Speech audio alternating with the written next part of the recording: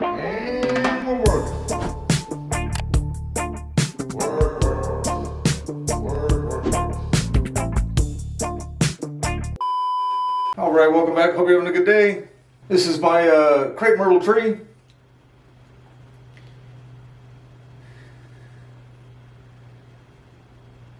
It's just starting to bloom. I decided to go ahead and cut it way back. The reason being, it's starting to bloom. The blooms look good. The blooms actually even look a little bit better than they usually do as far as getting the yellow in the middle and everything. They look good enough. It's just starting. But in mid-January, it actually started to bloom, and while the other one was dormant, and I think because I water them, throughout the winter, it kind of doesn't go completely dormant because it stays nice and warm and it's getting watered, where I think where they would naturally be, they kind of don't get much rain over the winter. It started blooming, and then we had like a few cold days and the blooms were all shriveled up and everything, and I cut them all back, and then it just didn't really grow for like a long time. The one that I have in the ground, this one used to be in the ground, I dug it up, and the one that is next to it in the front yard actually started growing normally, which usually doesn't happen. This one would start growing normally first. It would sat there and did nothing for a long time, and then all of a sudden out of nowhere, it got this huge shoot here, this one, and then also this one. This one's the only one that's actually kind of came out the way I would want it to. This one's kind of shot off to the side. I mean, I guess this one's all right, although it's actually coming off of a branch coming out of the top of the other branch. It's got the little air plant. That's an air plant bloom right there. It's done. It's turning into a little bit of a seed puff.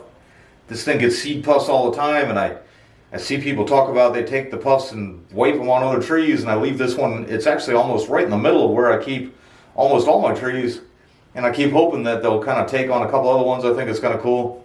And it was actually there when it was in the yard, so I kind of feel like just leaving it there because it naturally had it.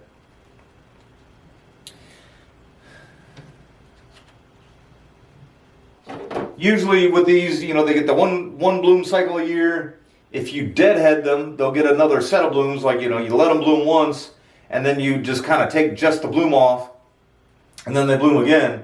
So what I'm going to do is these long shoots that were kind of coming out that were just way long, I'll go ahead and just take the whole shoot off.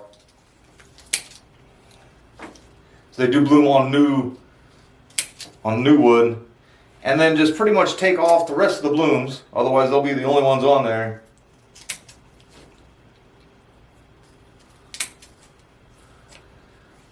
I think I will go ahead.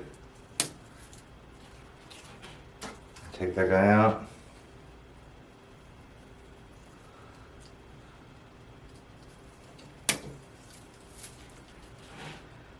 Alright, and I just tried to get in there a little bit closer for you guys to see.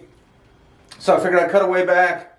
It does bloom on new wood. All of this is new growth.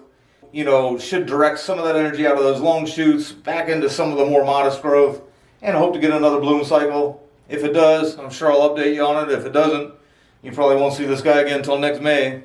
There's some more of that air plant coming off there.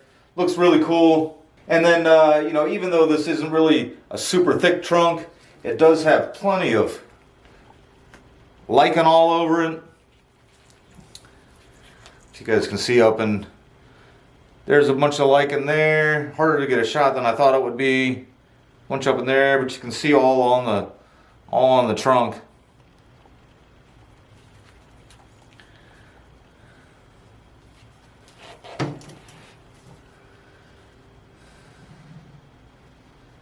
Yeah, hopefully in another month or so I can show you some nice big blooms on there. We'll see what happens. All right, and then we got this one. This one was a sucker coming off of the other tree that's still in the ground. I went to go pull it up like a weed last year and just kind of noticed it separated from the tree, no problem. And I wound up just plopping it in this pot. I've done almost nothing to it. I think, I say almost nothing to it. I think at one point it did have these long shoots, and over the winter I cut it way back just because that's that, and then right after blooming is usually when you cut them back. This one has not bloomed yet, but quite honestly it's taken up enough room, and I get the idea that if it did start blooming, it already kind of gets a little unsteady in the wind when it gets these long shoots on there. I'm gonna go ahead and cut away back, kind of with the same idea of, you know, with a little bit of growing season left, I don't really care if this one blooms or not. I would just like to kind of get the growth a little more ramified and close.